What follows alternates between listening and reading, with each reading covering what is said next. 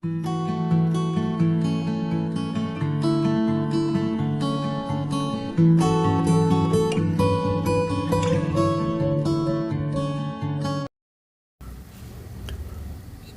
a 1 comma 3, b minus 1 comma 3, c 2 comma 5 and d x comma 5 are the vertices of a parallelogram ABCD, then find the value of x.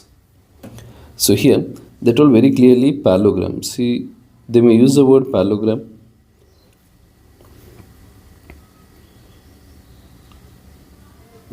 Parallelogram or rhombus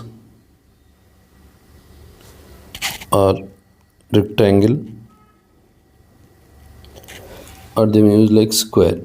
And if they'll ask some missing values, see, in all this diagonals bisect each other. Diagonals bisect each other. So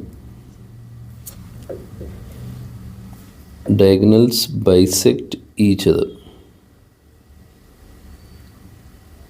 So here they give the parallelogram ABCD. A 1 comma 3, B minus 1 comma 3, C 2 comma 5, D x comma 5. So these are the vertices of parallelogram ABCD. So diagonals bisect each other. Midpoint of AC will be equal to midpoint of BD. So midpoint of A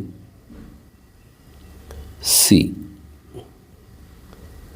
equals midpoint of B and D. D is x comma 5. Whenever the values are missing like this, x or sometimes A, B, two values will be missing. So then, and if they use the word parallelogram, rhombus, rectangle or square, in all diagonals bisect each other. So you can do midpoint of AC is equal to midpoint of BD, because the diagonals in all these four bisect each other. Fine. Midpoint formula is x1 plus x2 by 2, y1 plus y2 by 2. So here this is x1 y1, x2 y2, x1 y1, x2 y2. So here now if I'll do this, 1 plus 2 by 2, 3 plus 5 by 2 equals x1 is minus 1, x2 is x by 2, 3 plus 5 by 2. So if you'll observe, ordinates are already same. So now I'll equate abscissa with abscissa. This is 3 by 2 abscissa. 1 plus 2, 3 by 2 equals minus 1 plus x by 2. 2 cancel. So we are left with like 3 minus 1. If you'll transpose here, 3 plus 1 equals x.